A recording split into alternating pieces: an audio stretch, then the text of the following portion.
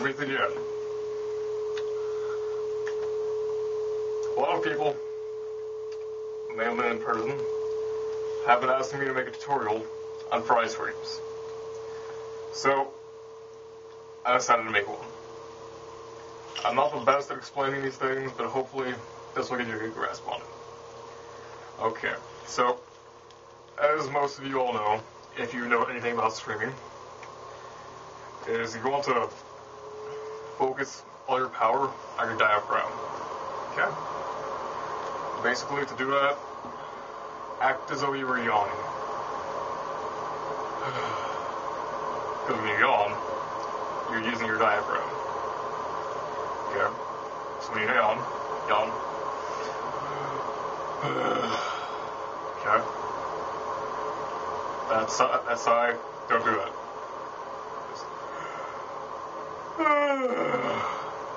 Once again, don't use that side. That's just my yawn. Okay. So that's proper diaphragm control. So take that feeling when you breathe in. Okay. And that's going to be the basis for your power. And as for the fry itself, you're going to be going into your vocal fry. Start with the voice crack. Which is basically when you go, take your actual vocal range, go lower than that. So essentially you're going,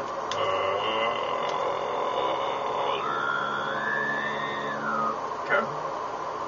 I know you've all done it at some point. You just kind of sit there and go, like you're imitating Elmerfoot, okay? So you take that, close your mouth, raise the pitch.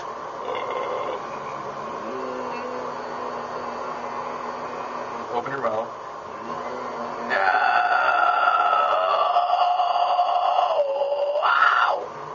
Okay. And then you just use that power you've been storing in your diaphragm and you push it out. So my fry screams, they tend to evolve over time. I don't know if that's a common thing with people. When I first started off, it was more that of Randy Blythe. Okay? As of right now, it's more Shagrith from Demi Lozier. But it might be because that's what I practice with more. I don't know. So, pretty much the way you get to sound basically depends on the music you listen to and what you practice to. So, I used to practice Creole and Pole a lot, so I had very airy screams, like Danny Filth.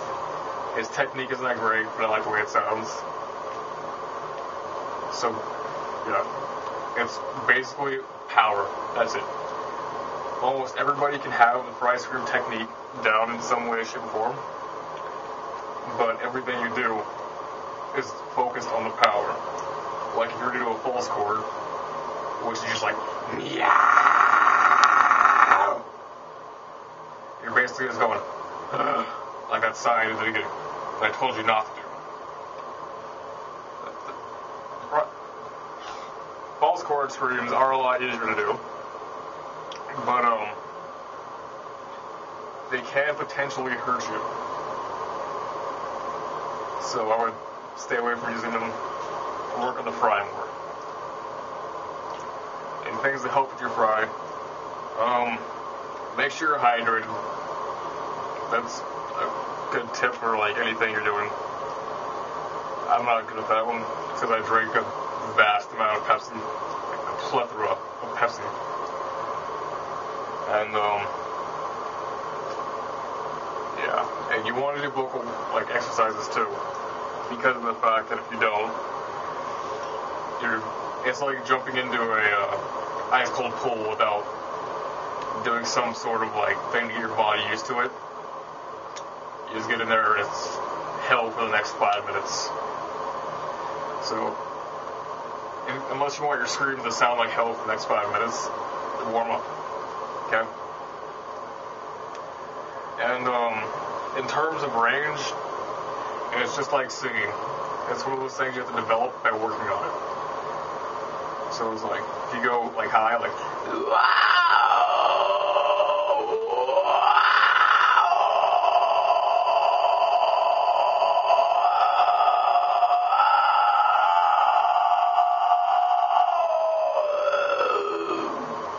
my friend's trying to sound like shit right now, so don't worry about it.